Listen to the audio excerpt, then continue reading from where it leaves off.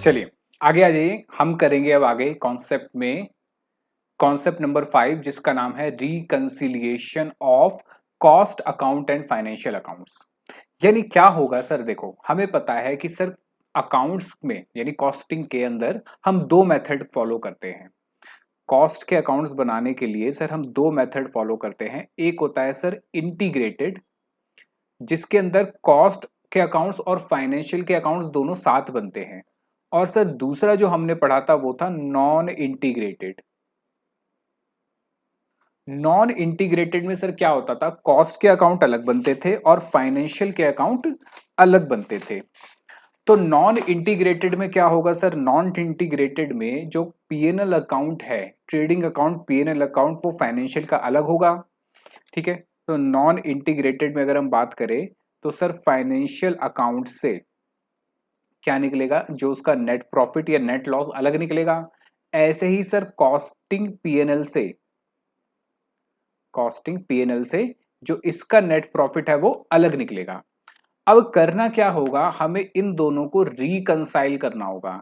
यानी इनके अंदर वो सारी आइटम्स प्लस या माइनस करनी होंगी। कम ऑन, वो सारी आइटम्स प्लस या माइनस करनी होंगी जिस वजह से या जिससे इनके अंदर डिफरेंसेस आ रहे हैं।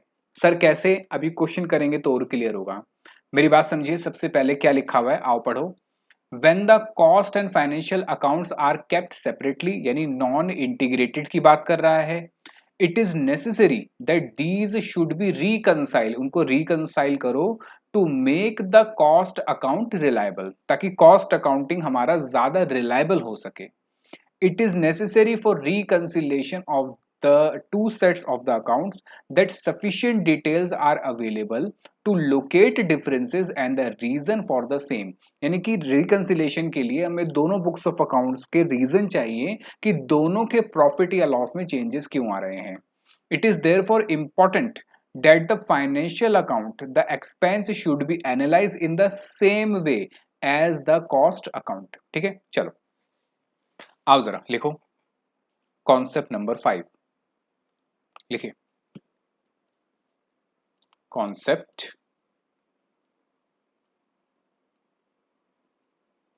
नंबर 5। आओ जरा, क्या लिखना है इसमें, लिखो when cost and financial accounts are kept separately,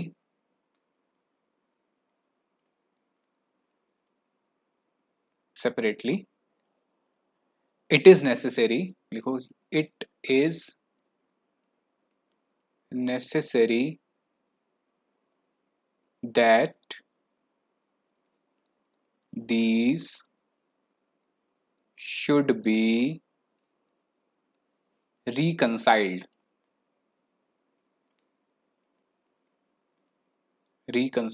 इनको क्या करना पड़ेगा सर, रिकंसिलेशन करना पड़ेगा, जैसे हम बीआरएस बनाते थे। To make cost accounts more reliable. ठीक है, लिखिए आगे इसमें why profit comma loss under cost accounting and financial accounting are different. Actually में इसमें डिफरेंस आ ही क्यों रहा है ये हमें बताना है। ठीक है, मतलब ये हमें लिखना है। लिखिए we know that under cost accounting, under cost accounting, comma, where या when non-integrated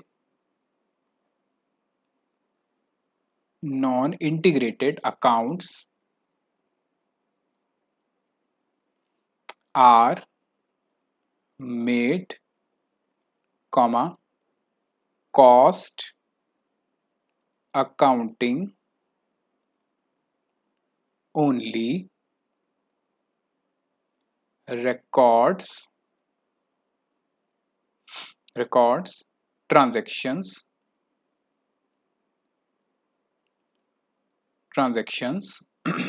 related to cost,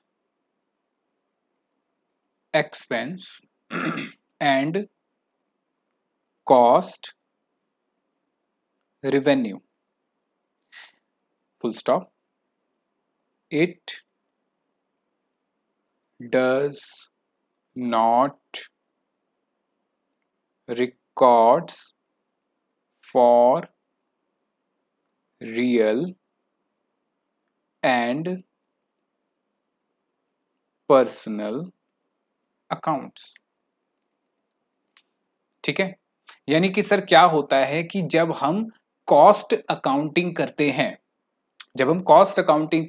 जहां हम नॉन इंटीग्रेटेड की बात कर रहे हैं, जहां पे फाइनेंशियल अकाउंट्स की एंट्रीज नहीं करी जाती है, सेपरेट करी जाती है, तो हम कॉस्ट अकाउंटिंग में सिर्फ वही कॉस्ट लेते हैं और वही रिवेन्यू लेते हैं जो मेरे कॉस्ट अकाउंटिंग से जुड़े होते हैं।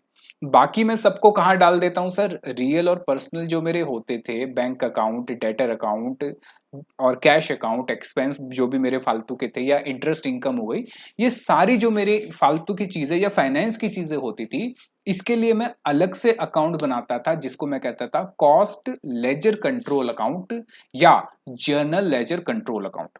बताओ, तो इस वजह से दोनों प्रॉफिट्स में दिक्कत आएंगे, मतलब चेंज आएगा ही आएगा। लिखे आगे, however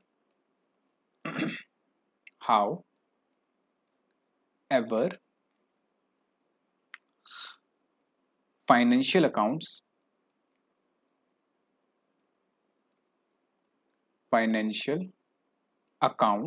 are prepared using accounting standards or Ind AS, but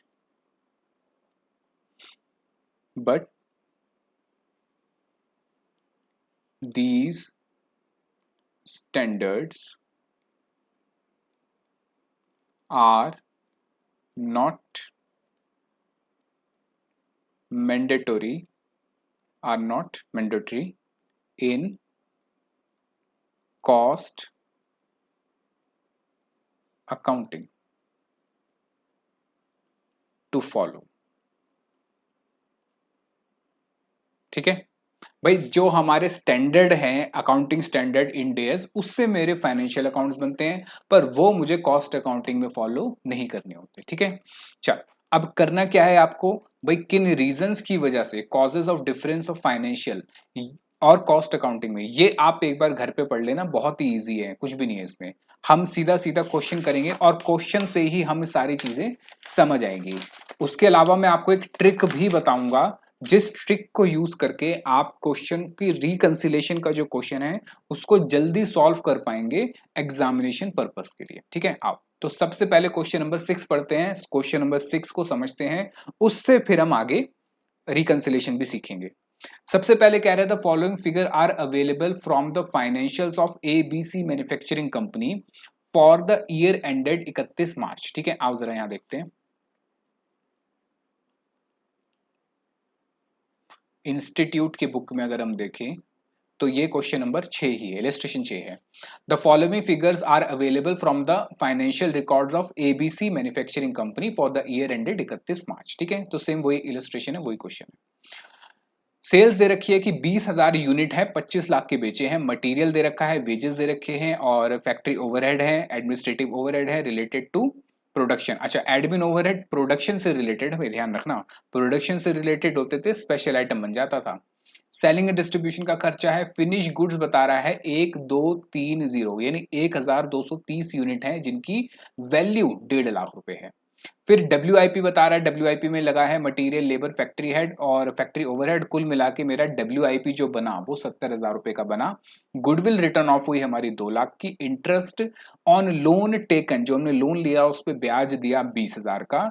the costing records, यानी कॉस्टिंग के लिए हम क्या करते हैं, फैक्ट्री ओवरहेड को चार्ज करते हैं 100% ऑफ वेजेस। एडमिनिस्ट्रेटिव ओवरहेड जो है 10% होगा फैक्ट्री कॉस्ट का। And selling and distribution overhead होगा हमारा 10 रुपए पर यूनिट के हिसाब से।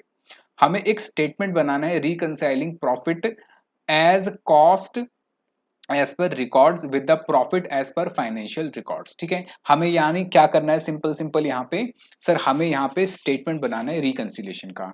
लेकिन इस क्वेश्चन के अंदर मैं आपका पीएनएल अकाउंट भी बनाऊंगा, मतलब ट्रेडिंग पीएनएल अकाउंट, और कॉस्ट शीट भी बनाऊंगा, और फिर उससे हम रिकंसाइल करेंगे।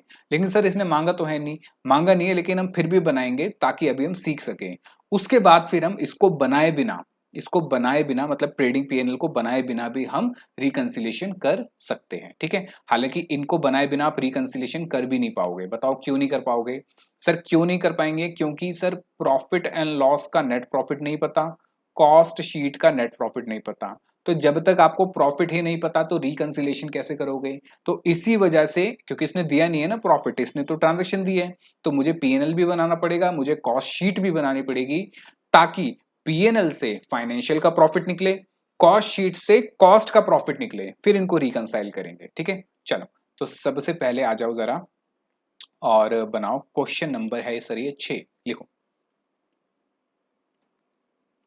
क्वेश्चन नंबर है 6 और पेज नंबर है, बता दीजिए जरा पेज नंबर कितना है सर? पेज नंबर की अगर हम बात करें तो पेज नंबर है 193, 193।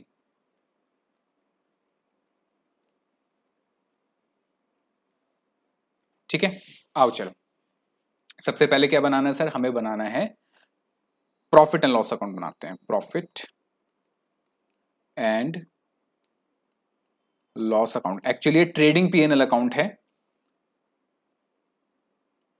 फाइनेंशियल अकाउंटिंग कर रहे हैं।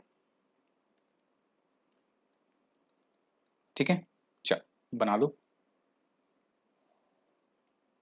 चल, सबसे पहले क्या आएगा सर? देखो जरा, सबसे पहले चीजें उठा लो। सर देखो, सबसे पहले क्वेश्चन में गिवन है सेल। हाँ सर, सेल आते हैं, यहाँ पे लिख दो बाय सेल्स।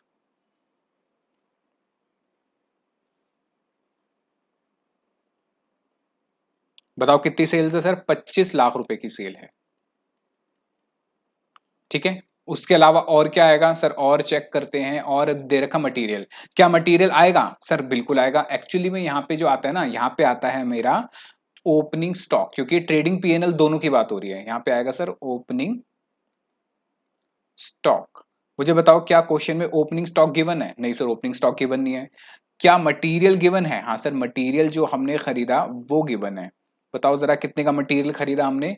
सर हमने यहाँ मटेरियल खरीदा 10 लाख रुपए का, तो हमने यहाँ लिख दिया मटेरियल। ये मटेरियल क्या है सर? ये मटेरियल मेरा परचेज है। क्या है ये? परचेज। ठीक है, मटेरियल परचेज हो गया। उसके बाद सर, उसके बाद वेजेस। हाँ सर, वेजेस भी यहाँ पर आएंगे। आओ जरा वेजेस लिख दो, टू वेजेस। सर ये तो बहुत इजी है, ये तो फाइनेंशियल में हमने करा था। हाँ, इजी है। 5 लाख रुपए वेजेस भी हो गए। उसके अलावा बताओ सर, उसके अलावा क्या आएंगे सर? वेजेस के बाद आएंगे फैक्ट्री ओवरहेड। क्या फैक्ट्री ओवरहेड यहाँ पर आएगा? सर फैक्ट्री ओवरहेड के लिए इसने नीचे भी तो इन्फॉर्मेशन दे रखी थी, 100% ऑफ वेजेस। ये सारी इन्फॉर्मेशन किसके लिए है सर? कॉस्टिंग रिकॉर्ड के लिए है। कम ऑन, ये सारी इन्फॉर्मेशन किसके लिए है? कॉस्टिंग के रिकॉर्ड के लिए। और आपको पता है फाइनेंशियल अकाउंटिंग में हम कॉस्टिंग की रिकॉर्ड नहीं लेते। फाइनेंशियल अकाउंटिंग में हम एक्चुअल की बात करते हैं कि क्या खर्चा हुआ है, क्योंकि हिस्टोरिकल अकाउंटिंग की बात यहां पे होती है। चलिए, आओ, तो यहां पे क्या आ जाएगा सर, यहां आ जाएंगे फैक्ट्री के ओवरहेड्स। बता दीजिए जरा फैक्ट्री के ओवरहेड कितने हैं सर, 4,50,000 के फैक्ट्री के ओवरहेड्स हैं। उसके अलावा सर, अलावा एडमिन के ओवरहेड है। एडमिन के ओवरहेड सर, ये तो स्पेशल आइटम थी, स्पेशल आइटम कॉस्टिंग के लिए है, लेकिन फाइनेंस के लिए तो मेरा खर्चा है सीधा सीधा। तो यहां लिख देता हूं 2,60,000 रुपए किसका है ये सर, एडमिन ओवरहेड्स।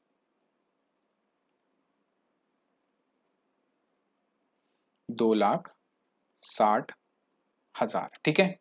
अच्छा, उसके बाद सर, उसके बाद है सेलिंग एंड डिस्ट्रीब्यूशन। तो सर ये भी खर्चा आ जाएगा यहाँ पे, बिल्कुल लिख दो सेलिंग एंड डिस्ट्रीब्यूशन।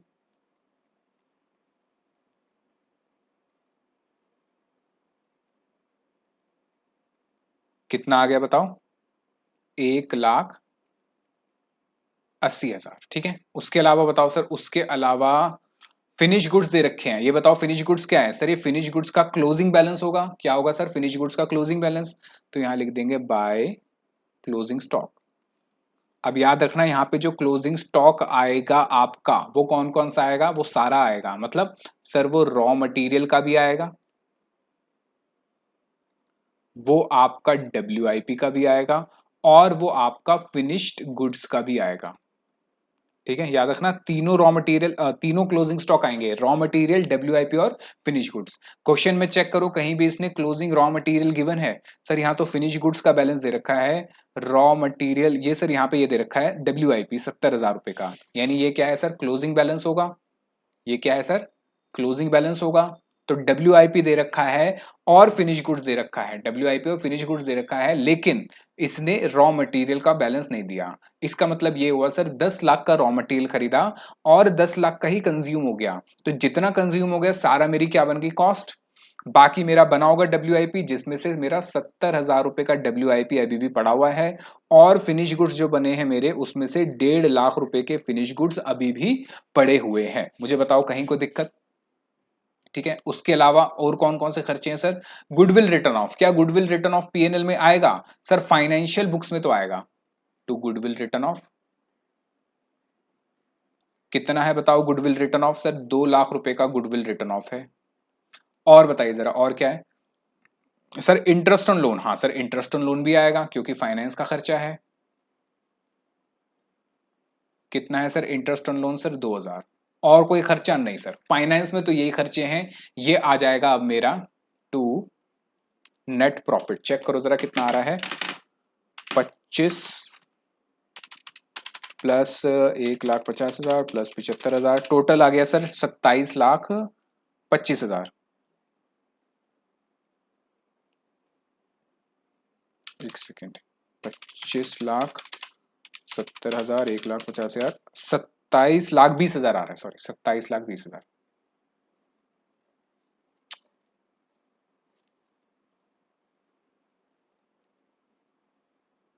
इसमें से ये माइनस करके मुझे बता दो नेट प्रॉफिट कितना आ रहा है।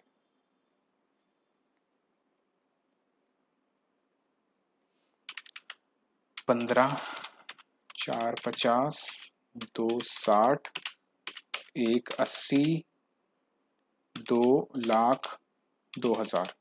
सर नेट प्रॉफिट आ गया 1,28,000, गलत आ रहा है कुछ। सर ये इंटरेस्ट ऑन लोन 20,000 है 20,000 है। हाँ 20,000 है, ठीक है। तो आ गया 1,10,000, ठीक है। नेट प्रॉफिट आ गया 1,10,000, इसको 20 कर लेना, ठीक है। तो हमारा नेट प्रॉफिट कितना आ गया सर, नेट प्रॉफिट जो बैलेंसिंग फिगर आई हमारी, वो आ गई सर हमारी 1,10,000 रुपए, ठीक है। बताओ समझ आया। अब मुझे क्या करना है सर, अब मुझे नेट प्रॉफिट निकालना है किससे, कॉस्ट शीट से। तो आओ चलो कॉस्ट शीट बनाते हैं।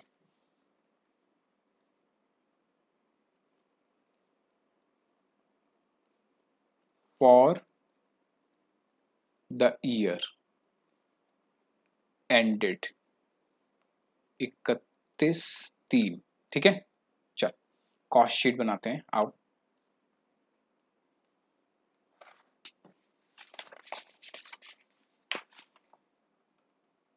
सबसे पहले क्या आएगा सर, सबसे पहले आता है कॉस्ट शीट में हमारा डायरेक्ट मटेरियल कंज्यूम।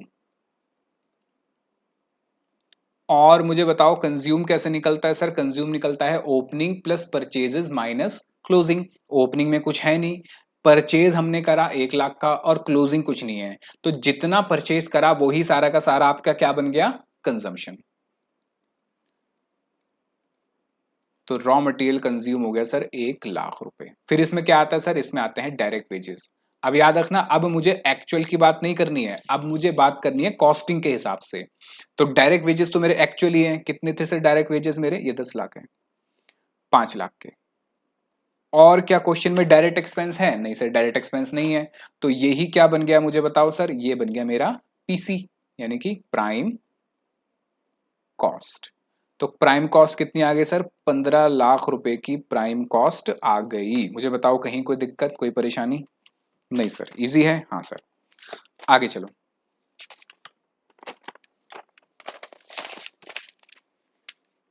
चले, प्राइम कॉस्ट के बाद क्या आता था सर? प्राइम कॉस्ट के बाद आता था फैक्ट्री के खर्चे। आओ जरा ऐड कर दो, फैक्ट्री ओवरहेड। अब फैक्ट्री ओवरहेड्स के लिए कॉस्टिंग का रूल पढ़ना जरा। फैक्ट्री ओवरहेड के लिए उसने क्या बताया था कि फैक्ट्री ओवरहेड जो चार्ज होता है 100% ऑफ वेजेस। वेजेस कितने हैं सर? 5 लाख। तो मेरे फैक्ट्री ओवरहेड्स भी कितने हो गए सर? 100% of wages. ये हो गए सर आपके 5 लाख रुपए। कितने हो गए सर? 5 लाख रुपए। ठीक है। फिर क्या करते थे सर? इसमें ऐड करते थे ओपनिंग WIP। याद करो क्या करते थे? ऐड करते थे ओपनिंग WIP। और मजे की बात, क्वेश्चन में ओपनिंग WIP नहीं है, तो ये क्या बन जाता था मेरा? Gross factory cost. फिर इसमें से माइनस कर देते थे, क्या माइनस कर देते थे सर? Closing WIP। कुछ याद आ रहा है? क्लोजिंग WIP माइनस कर देते थे। क्वेश्चन में गिवन है सर क्लोजिंग, अच्छा ये कितना हो गया sir? 20 lakh. Closing WIP sir given है क्वेश्चन में 70,000 का। तो ये क्या आ जाता था सर मेरा? ये आता था मेरा नेट फैक्ट्री कॉस्ट। अब बताओ क्या करते थे सर? इसको जब हम लेके जा रहे होते थे तो फिर क्या था? 3 स्पेशल आइटम आती थी। कौन कौन सी? Research and development, quality control और admin overhead related to production. वो आता था यहाँ पे, तो यहाँ ऐड कर दो, एडमिन ओवरहेड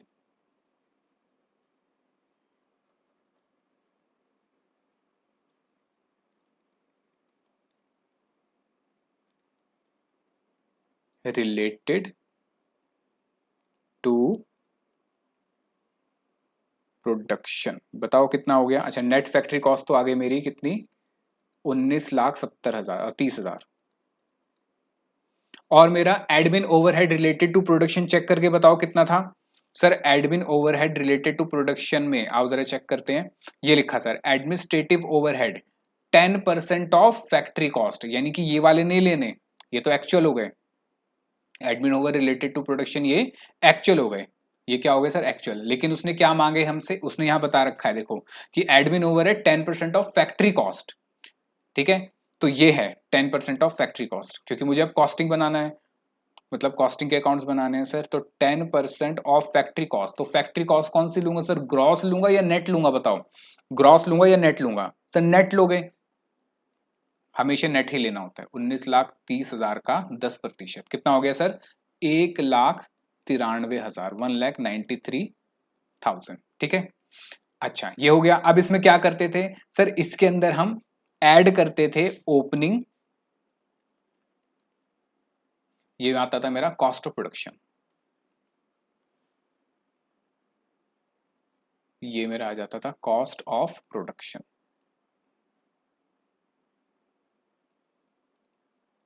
इतना माल बन के मेरा तैयार हो गया।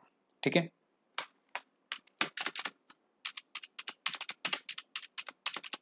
कितना सर? 21,23,000। फिर क्या होता था सर? फिर फिनिश गुड्स की बात होती थी, ऐड कर देते थे सर हम ओपनिंग फिनिश गुड्स। मुझे बताओ क्या क्वेश्चन में ओपनिंग फिनिश गुड्स हैं? नहीं सर, ओपनिंग नहीं है। माइनस कर देते थे सर क्लोजिंग फिनिश गुड्स। क्या क्वेश्चन में क्लोजिंग फिनिश गुड्स हैं? हाँ सर, फिनिश गुड्स तो क्लोजिंग दे रखे हैं, बताओ कितने दे रखे हैं सर?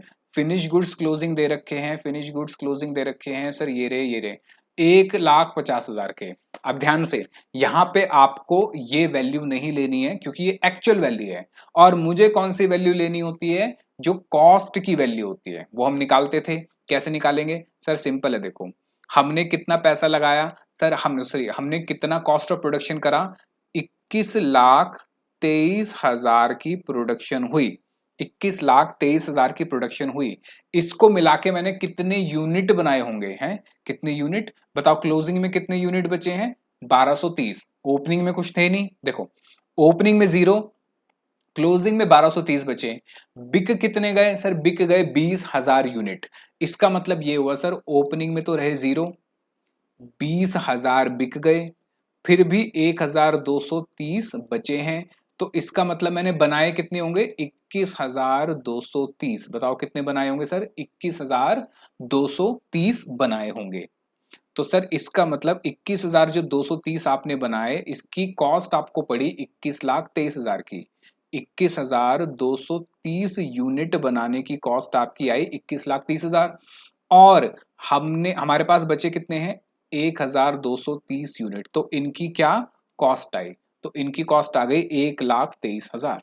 वो माइनस हो जाएंगे क्योंकि ये बिका ही नहीं है। तो ये आ जाएगा मेरा cost of goods sold. Cost of goods sold कितना आ गया सर? 19,10,700। एक मिनट, 20 लाख आएगा कॉस्ट ऑफ गुड्स सोल्ड। अब इसमें बाकी खर्चा जुड़ता था कौन सा? Admin overhead. कौन सा? Journal admin overhead.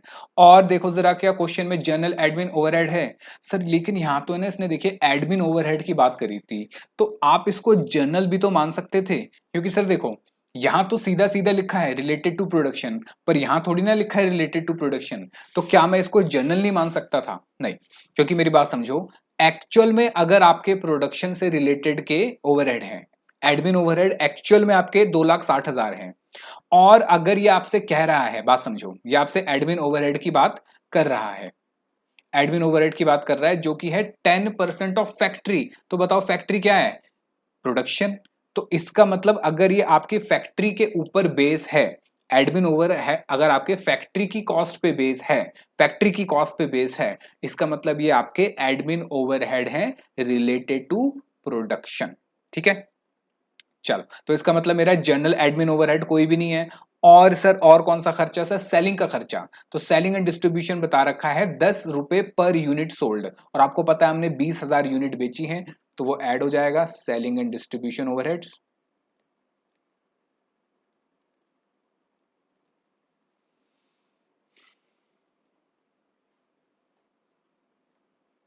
10 रुपए पर यूनिट सोल्ड। बताओ कितने यूनिट बेचे हमने? सर हमने 20,000 यूनिट बेचे हैं। कितना हो गया सर? 2 लाख। तो मेरी कॉस्ट ऑफ सेल्स कितनी आ गई sir as per costing? 22 lakh, क्योंकि इसमें और कुछ भी नहीं आता। ठीक है, और बताओ मेरा प्रॉफिट कितना हो गया? ऐड कर दूंगा प्रॉफिट। सर प्रॉफिट तो पता ही नहीं है, प्रॉफिट आपकी बैलेंसिंग फिगर आती है यहाँ पे, और आपकी आ जाएगी नीचे सेल्स। हाँ, सेल्स की वैल्यू तो एक्चुअली होती है, सेल्स की वैल्यू तो हमारी एक्चुअल होती है, सेल्स है 25 लाख। तो सर अगर मैंने सामान जो बेचा, सामान बेचा 25 लाख का, वो 22 लाख का था, तो प्रॉफिट हो गया कितने का सर? 3 लाख का। प्रॉफिट कितने का हो गया? 3 लाख का। लो बताओ, समझ आया? तो अब मुझे प्रॉफिट मिल गया किसका? कॉस्ट अकाउंटिंग का। मुझे प्रॉफिट मिल गया फाइनेंशियल अकाउंटिंग का। देखो जरा, फाइनेंशियल अकाउंटिंग का प्रॉफिट था 1,10,000, लेकिन यहां कितना आया सर? 3 लाख। अब मुझे इन दोनों को करना है रिकंसाइल। क्या करना है? रिकंसाइल। कैसे करेंगे sir?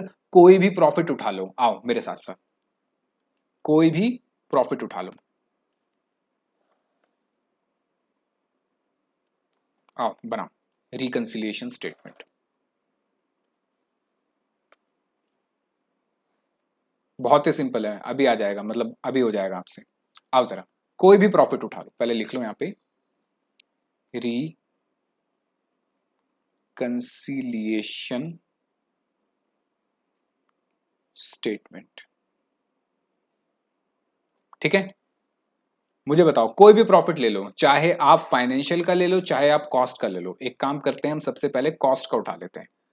Profit as per cost accounts. मुझे बताओ कॉस्ट अकाउंट का प्रॉफिट कितना है सर? कॉस्ट अकाउंट का प्रॉफिट है 3 लाख। बताओ कितना प्रॉफिट है? 3 लाख। इस 3 लाख को इस 3 लाख को मुझे इस 1,10,000 के बराबर लेकर आना है। कमान, इस 3 लाख को मुझे इस 1,10,000 के बराबर लेकर आना है। कैसे लेकर आऊंगा? कुछ नहीं करना, बहुत ही सिंपल है। आपको आपको बस ये देखना है कि कॉस्ट शीट और फाइनेंशियल का profit and loss account, comma, cost sheet और फाइनेंशियल के प्रॉफिट एंड लॉस अकाउंट में किन वैल्यूज का डिफरेंस है, किन वैल्यूज का डिफरेंस है। आओ जरा चेक करते हैं। मटेरियल कंज्यूम सर 10 लाख है और वेजेस 5 लाख, कुल मिला के हो गए सर 15 लाख। चेक करो जरा, क्या यहां पे भी ये है? हाँ सर 10 लाख, और यहां पे भी ये आ रहा सर, कितना है? एक है 10 लाख और दूसरा है 5 लाख। ये बिल्कुल ठीक है, यहां कोई डिफरेंस नहीं है। आगे चलते हैं। फैक्ट्री ओवरहेड है कितने? यहाँ 5 लाख। सर यहाँ फैक्ट्री ओवरहेड कितने थे? सर यहाँ पे फैक्ट्री ओवरहेड, अच्छा वेजेस की बात आएगी ना आगे, तो वेजेस भी ठीक है। फैक्ट्री ओवरहेड हो गए 5 लाख। यहाँ फैक्ट्री ओवरहेड कितने थे? ये चेक करो, देखो यहाँ फैक्ट्री ओवरहेड है कितने? 4,50,000। अब जरा समझो, मेरी बात समझो। कॉस्ट के अंदर मैंने कितना खर्चा दिखा रखा है? 5 लाख का। कॉस्ट अकाउंटिंग में खर्चा है 5 लाख का। फाइनेंशियल अकाउंटिंग में खर्चा है 4.5 लाख का। फाइनेंशियल अकाउंटिंग में खर्चा है 4.5 लाख का। मुझे बताओ 50,000 का जो डिफरेंस है कॉस्ट अकाउंटिंग में, इससे प्रॉफिट कम हो रहा है या ज्यादा हो रहा है? बताओ, एक बार दोबारा बताता हूं। फैक्ट्री ओवरहेड का खर्चा कॉस्ट अकाउंटिंग में है 5 लाख और फाइनेंशियल में है 4.5 लाख। ठीक है, इसको लिखना चाहो तो लिख के दिखा देता हूं। सर फाइनेंशियल अकाउंटिंग में ये खर्चा है 4.5 लाख का, वहीं कॉस्ट अकाउंटिंग में ये खर्चा है 5 लाख का। ठीक है, तो इसका मतलब सर 50,000 का डिफरेंस आ रहा है और ये है सर आपका एक्सपेंस। अब मुझे बताओ प्रॉफिट पे क्या इंपैक्ट पड़ा होगा? सर देखो, फाइनेंशियल अकाउंटिंग में आपने खर्चा कम दिखा रखा है, इसका मतलब आपका प्रॉफिट यहां इंक्रीज हो गया होगा। और आपने कॉस्ट अकाउंटिंग में 50,000 का खर्चा ज्यादा दिखा रखा है, तो प्रॉफिट यहां पे आपका आपके कम हो गया होगा। अब मुझे बताओ कि मुझे इस कॉस्ट अकाउंटिंग वाले को फाइनेंस के बराबर लेकर आना है। कम ऑन, कॉस्ट अकाउंटिंग वाले को फाइनेंशियल वाले के बराबर लेकर आना है, तो मुझे इस कॉस्ट वाले में क्या चेंज करना पड़ेगा? क्या 50,000 यहां ऐड करने पड़ेंगे? क्या 50,000 यहां ऐड करने पड़ेंगे या 50,000 यहां से माइनस करने पड़ेंगे? बताओ। सर बड़ा सिंपल है ना, देखो फाइनेंस वाला जो है, फाइनेंस वाले के पास आपने प्रॉफिट को बढ़ा रखा है और कॉस्ट में प्रॉफिट को घटा रखा है। और अगर आप कॉस्ट को फाइनेंस के बराबर लेकर आना चाहते हो, तो आप भी अपने प्रॉफिट को क्या करो? बढ़ा दो। प्रॉफिट को क्या करो? बढ़ा दो। कितने से बढ़ा दो सर? 50,000 से। ये मैं अभी आपको सिर्फ सिखा रहा हूं, ऐसा होगा। एग्जाम में इतना लंबा चौड़ा नहीं करना। एग्जाम के लिए मैं आपको ट्रिक बताऊंगा, उस ट्रिक से फटाफट हो जाएगा, वहां दिमाग की बत्ती नहीं जलानी। लेकिन पहले मुझे आपको सिखाना तो पड़ेगा ऐसा क्यों हो रहा है। तो एक बार सीख लेंगे, फिर हम दिमाग की बत्ती बुझा के एग्जाम में जैसे करना है वैसे करेंगे। तो पहले तो ये कि सर मुझे पता चल गया कि since the expense in the financial accounting is less of for rupees 50,000, so if I want to equate my cost accounting profit to the financial account profit, I have to reduce my profit with amount of 50,000। ठीक है, चलो तो 50,000 रुपए क्या करने पड़ेंगे sir मुझे यहां पे बताओ? ऐड करूंगा माइनस करूंगा? सर ऐड करूंगा। इंक्रीज, मैंने रिड्यूस बोल दिया था शायद, इंक्रीज करने पड़ेंगे हैं। Increase, add factory overhead. हमने क्या करा सर? देखो ये है एक्चुअल खर्चा और ये है एब्जॉर्ब खर्चा। तो बताओ मेरा एब्जॉर्प्शन क्या है सर? ज्यादा है, तो मैं कहूंगा over absorption. Add factory overhead, ये है सर ओवर एब्जॉर्प्शन। क्या आपने ज्यादा खर्चा दिखा दिया, ओवर एब्जॉर्प्शन। कितना? 50,000 का। तो ठीक करने के लिए ऐड कर दो। बताओ समझ आया? ये नहीं आया? चलो, तो ये भी हो गया। उसके बाद चेक करते हैं सर, उसके बाद अगर हम चेक करें, उसके फैक्ट्री ओवरहेड तो हो गए सर, ओपनिंग WIP है नहीं, क्लोजिंग WIP भी ठीक है दोनों जगह, क्योंकि यहाँ पे भी 70 है, देखो यहाँ पे भी 70 है, यहाँ पे भी आपका, यहाँ पे भी क्या है सर 70, और यहाँ पे भी कितना है सर आपका, ये रहा 70, तो इसमें कोई भी डिफरेंस नहीं है। फिर उसके बाद एडमिन ओवरहेड की बात करते हैं सर। एडमिन ओवरहेड यहाँ पे कितने हैं सर? एडमिन ओवरहेड जो है आपके, एक मिनट यार, एक मिनट, एडमिन ओवरहेड यहाँ है 1,93,000 के, यानी कि सर कॉस्ट अकाउंटिंग में आपका जो खर्चा है वो है 1,93,000 का। वही फाइनेंशियल अकाउंटिंग में आपका एडमिन ओवरहेड है 2,60,000। किसके बराबर कितना है सर? 2,60,000। कितना डिफरेंस आ रहा है सर? डिफरेंस आ रहा है 2,60,000 माइनस 1,93,000, 67,000 का डिफरेंस आ रहा है। अब मुझे बताओ, आपको कॉस्ट वाले को फाइनेंस के बराबर लाना है, कम ऑन, कॉस्ट वाले को फाइनेंस के बराबर लाना है, तो आप क्या कहोगे सर? यहाँ पे खर्चा जो है वो है 2,60,000, मुझे भी यहाँ पे 2,60,000 करना है, तो मतलब मुझे यहाँ 67,000 का खर्चा ऐड करना पड़ेगा। क्या ऐड करना पड़ेगा सर? खर्चा ऐड करना पड़ेगा। और खर्चा ऐड करने की वजह से मेरे प्रॉफिट पे क्या इंपैक्ट पड़ेगा सर? प्रॉफिट कम हो जाएगा। प्रॉफिट क्या हो जाएगा? कम। और मैं यहाँ पे रिकंसिलेशन में किसकी टर्म्स में बात कर रहा हूं सर? प्रॉफिट की टर्म्स में बात कर रहा हूं। दूसरे भाषा में कहूं कि सर फाइनेंस वाले ने अपना प्रॉफिट, खर्चा बढ़ा के प्रॉफिट को कम कर दिया। फाइनेंस वाले ने अपना खर्चा बढ़ा के प्रॉफिट को कम कर दिया 67,000 से। मुझे अगर फाइनेंस वाले के बराबर जाना है, ठीक है, यहां देखो, मुझे अगर फाइनेंस वाले के बराबर जाना है तो जैसे उसने खर्चा अपना दिखाया है, मैं भी उतना ही खर्चा दिखाऊं और मैं भी अपने प्रॉफिट को कम कर दूं। तो मुझे क्या करना पड़ेगा सर? मुझे यहाँ पे 67,000 से प्रॉफिट को कम करना पड़ेगा, यानी मुझे माइनस करना पड़ेगा। मुझे माइनस करना पड़ेगा, क्या माइनस करना पड़ेगा सर? Admin overhead. ठीक है, इसको ऐसे समझो कि सर हमने एडमिन ओवरहेड कितने दिखाए सर? हमने अपने एडमिन ओवरहेड दिखाए 1,93,000। एक्चुअल में कितने हैं? 2,60,000। अंडर एब्जॉर्प्शन है, ओवर एब्जॉर्प्शन है सर? अंडर एब्जॉर्प्शन है। कितने कम हमने एब्जॉर्ब करे? 67,000 का खर्चा कम दिखाया है, तो भैया खर्चा दिखा दो। खर्चा दिखाने का मतलब प्रॉफिट को कम कर दो। यह है सर अंडर एब्जॉर्प्शन। कितना? 67,000, ये माइनस हो जाएगा। ठीक है, चलो, तो ये भी हो गया। हमने क्या क्या कर लिया सर? हमने ये कर लिया, हमारा ये रहा एडमिन ओवरहेड भी हमने कर लिया। उसके बाद आते हैं सर, उसके बाद आते हैं, ओपनिंग तो है नहीं, क्लोजिंग फिनिश गुड्स कितने हैं सर? क्लोजिंग फिनिश गुड्स हैं 1,23,000 कॉस्टिंग में। ठीक है, तो क्लोजिंग फिनिश गुड्स, तो फिनिश गुड्स की बात करें तो फिनिश गुड्स सर यहाँ पे है 1,23,000 कॉस्टिंग में। फाइनेंस में कितने हैं जरा चेक करो। फाइनेंस में मेरे क्लोजिंग फिनिश गुड्स कितने थे सर? 1,50,000। कितने हैं सर? 1,50,000। और आपको पता है ये फिनिश गुड्स जो होता है, क्लोजिंग फिनिश गुड्स, ये इनकम की तरह ट्रीट होता है।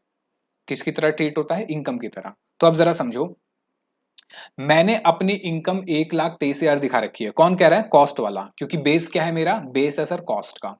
बेस क्या ले रखा है सर? कॉस्ट अकाउंटिंग का। तो जो बेस ले रखा है हम उसी की बात करेंगे। तो कॉस्ट अकाउंटिंग वाला कह रहा है सर मैंने अपना प्रॉफिट दिखा रखा है 1,30,000, फाइनेंस वाले ने, बाजू वाले ने दिखा रखा है 1,50,000। तो सर मैंने अपना प्रॉफिट कम कर रखा है। कितना कम कर रखा है सर? 17,000 से कम कर रखा है। कितना सर? 17,000 से कम कर रखा है। तो बताओ क्या करूंगा?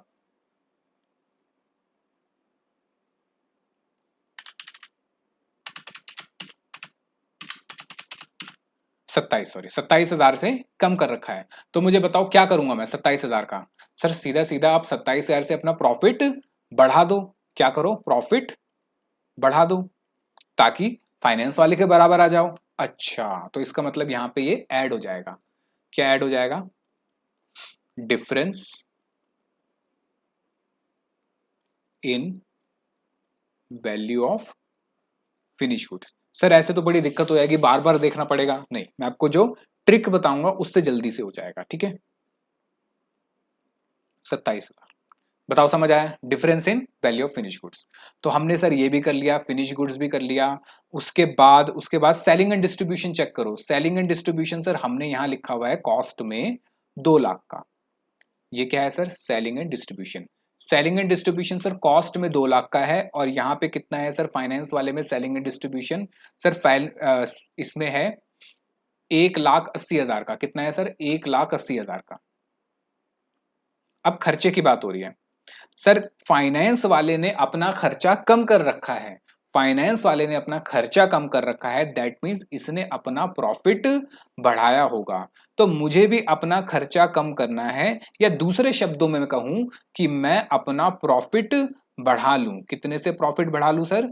20,000 से प्रॉफिट बढ़ा लूं। तो क्या करूंगा सर? मैं 20,000 पे ऐड करूंगा। बिल्कुल सही, ऐड करूंगा। क्यों? क्योंकि सर मुझे भी फाइनेंस वाले की तरह खर्चा कम करना है, या दूसरे टर्म में प्रॉफिट को बढ़ाना है। ये क्या है सर मेरा? ये था selling and distribution.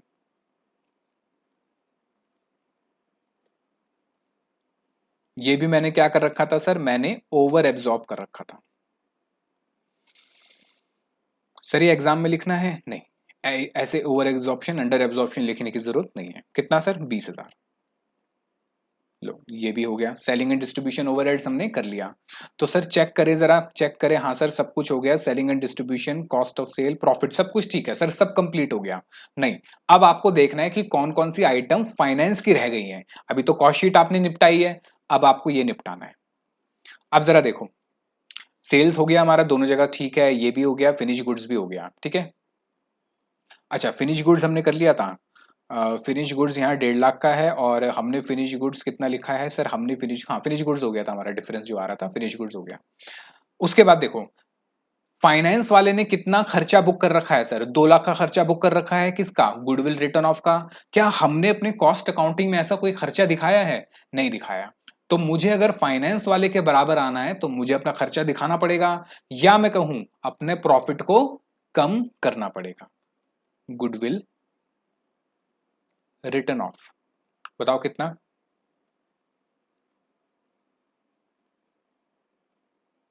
Sir goodwill return of हो जाएगा हमारा 20,000 का। 20,000 है? 2 लाख, 2 लाख सॉरी। तो 2 लाख से प्रॉफिट कम कर दूंगा।